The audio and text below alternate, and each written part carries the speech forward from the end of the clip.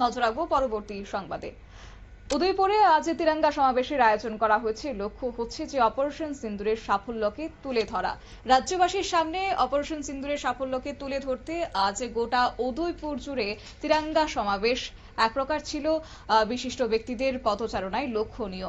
সেখানে উপস্থিত ছিলেন অর্থমন্ত্রী প্রণজিৎ সিংহ রায়। এছাড়াও বিশাল আকৃতির জাতীয় পতাকা আজ বহন করা হয়েছে। এই তিরঙ্গা সমাবেশে বিপুল সংখ্যক মানুষ আজ অংশগ্রহণ করেছেন। র্যালিতে ছাত্র, ব্যবসায়ী, প্রাক্তন সেনা, শিল্পপতি, শিক্ষাবিদ, জনপ্রতিনিধিরা উপস্থিত ছিলেন।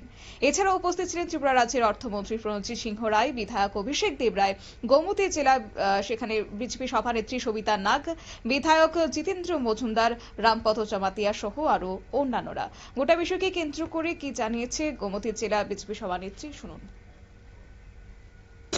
বীর সেনানী, আমাদের ভারত মায়ের সন্তানরা, আমাদের সৈনিকরা যেখানে দিয়েছে, আমরা এই র্যালির মাধ্যমে দেশের যশস্বী প্রধানমন্ত্রীকে আমরা অনেক অনেক ধন্যবাদ জানাই যে অপারেশন সিন্দুরের মাধ্যমে পাকিস্তানের মধ্যস্থিত সন্ত্রাসবাদীদের একটা উপযুক্ত সেখানে সমুচিত জবাব দেওয়া হয়েছে।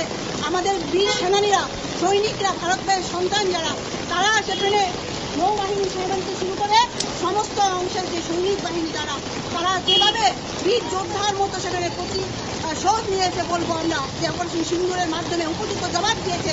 তার জন্য আজকে আমরা আমাদের গোমতী জেলার পক্ষ থেকে সবাইকে নিয়ে, সেখানে সর্ব অংশের মানুষ, জাতি, ধর্ম, বর্ণ নির্বিশেষে সেখানে সবাইকে নিয়ে আমরা তেজঙ্গা যাত্রার মাধ্যমে আমরা তাদেরকে অভিনন্দন জানিয়েছি, শুভেচ্ছা জানিয়েছি। কঠোর বৃষ্টিকে উপেক্ষা করে দেখা গেছে যে হাজার হাজার মানুষের ভিড়, কি বলবেন? এটা তো হবে, কারণ দেখুন আজকে আমাদের দেশের যে সৈনিকরা কখন রৌদ্রতে পুড়ে বৃষ্টিতে ভিজে আমাদের দেশ মাকে রক্ষা করছে, দিন রাত তো সেখানে তাদেরকে জীবন লাগিয়ে দিচ্ছে, জীবন শেষ করে দিচ্ছে।